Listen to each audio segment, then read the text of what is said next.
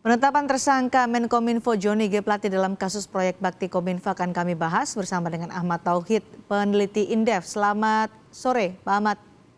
Selamat sore, apa kabar, Mbak? Sehat, Mbak? Kabar baik. Ini kita membahas soal bagaimana ada menteri dari Presiden Joko Widodo dijadikan tersangka dalam proyek Bakti Kominfo. Apa yang Anda cermati dari peran Joni G. Plate sebagai Menkominfo dalam kasus proyek Bakti Kominfo ini? Ya, kalau saya lihat ya, secara kelembagaan tentu saja menteri selaku penanggung jawab kementerian memiliki satu pengaruh yang besar ya dalam berbagai kebijakan maupun regulasi yang ada di dalamnya, termasuk tentu saja mengusulkan beragam program dan anggaran setiap tahun ke pemerintah. Nah, Mhm. ini saya kira dalam proses tanggung jawab inilah yang kemudian peran strategis menteri termasuk Pak Joni begitu Mhm. yang kemungkinan diduga memiliki keterlibatan meskipun tentu harus Oke, diklarifikasi lebih lanjut baik. begitu. Baik, punya Nah, peran strategis, tapi kenapa ini kerap terjadi terutama di jajaran pemerintah sebagai pengelola anggaran serta jajaran menteri? Dari temuan BPKP, Pak Tauhid dan juga penyidikan Kejaksaan Agung, Menkominfo ini diduga terlibat dalam korupsi proyek pembangunan infrastruktur BTS melalui peran yang sangat strategis. Apakah ini betul?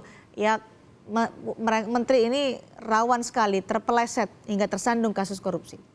ya saya kira pertama ya karena penandatanganan terakhir ya program dan kegiatan yang kemudian disetujui oleh parlemen dan juga melalui pembicaraan trilateral meeting gitu dengan Kemenkyu dan Bappenas, ya peran menteri sangat strategis tentu saja. Nah, terpeleset ketika memang ada arahan atau ada pembicaraan yang mengarahkan untuk katakanlah pemenang dari pelaksana itu harus satu lembaga ataupun perusahaan tertentu. Mhm. Dan kedua juga ada bukti-bukti gratifikasi dan sebagainya yang membuktikan itu sendiri begitu ya. Mhm. Nah, banyak juga menteri yang bagus begitu walaupun di tangannya ada proyek bernilai puluhan triliun tapi tidak terlibat sama sekali begitu karena itu diserahkan secara Oke. prosedural, transparan dan sebagainya begitu. Meskipun mungkin posisinya juga sama strategisnya. Memang tergantung nanti saya kira dari hasil pemeriksaan ataupun hasil pengadilan yang membuktikan seberapa jauh keterlibatan beliau. Mudah-mudahan di situ jelas peran dan posisi beliau begitu, apakah menjadi pelaku utama atau bisa saja hanya namanya dicatut. Seringkali dalam beberapa hal proses itu juga terjadi seperti itu. Nah, ini yang kemudian ke depan menjadi kejelasan yang lebih penting dalam proses selanjutnya begitu, Mbak. Kejaksaan Agung juga menemukan ada indikasi markup, ada pembayaran fiktif, riset fiktif yang mengakibatkan kerugian negara nggak tanggung-tanggung, 8,3 triliun rupiah dari anggaran 10 triliun rupiah. Respon Anda soal ini bagaimana? Karena kerugian sangat besar di Pak Tauhid. Ya, kalau dari 10 kemudian 8 terjadi kerugian itu menurut saya memang sangat luar biasa, besar sekali ya, 80% lah, katakanlah begitu ya. Itu mungkin secara fisik ya, kalau ketika ada pembangunan fisik terus produknya, BTS-nya tidak dibangun atau terbengkalai, kesalahan spek dan sebagainya, ya itu menjadi indikasi awal ada terjadi yang salah. Itu kan ada proses di hilir berarti ada sesuatu yang harus ditelusuri lebih lanjut. Mhm. Memang sangat prihatin kalau misalnya nilai kerugiannya sebesar itu begitu ya. Karena bagi masyarakat terpencil, terluar itu BTS sangat dibutuhkan untuk mengatasi kesenjangan digital yang terjadi, banyak mereka yang tidak terima sinyal. Begitu ini penting terutama bagi daerah-daerah timur, daerah-daerah yang memang masih kurang infrastrukturnya ya, baik dari sisi nilai maupun kemanfaatan dari BTS tersebut begitu, Mbak. Apakah jabatan menteri ini juga mengetahui soal adanya indikasi markup, soal pembayaran fiktif, riset fiktif sebagai seorang pengelola anggaran? Apakah ia atau menteri ini memang harus bertanggung jawab soal itu? Menurut saya mungkin tidak berada pada level menterinya yang pada proses itu ya, itu biasanya kalau berdasarkan hasil pemeriksaan dan sebagainya biasanya ada pada level-level yang lebih teknis begitu. Menurut saya sih menteri tidak tidak mungkin tidak tahu sampai level itu ya, tapi justru mungkin pada level teknis lah yang kemudian paling detail ya tahu soal tersebut begitu. Ini yang saya kira perlu kita telusuri lebih lanjut begitu ya, tergantung nanti hasil pemeriksaan.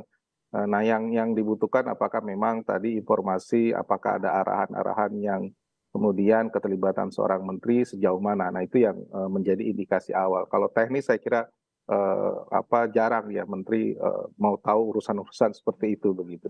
Karena selain 5 tersangka sudah ditetapkan, Kejaksaan Agung masih membuka kemungkinan ada penambahan tersangka karena sudah memeriksa beberapa pihak termasuk pihak swasta dan salah satunya adalah adik dari Menkominfo Johnny G. Plate.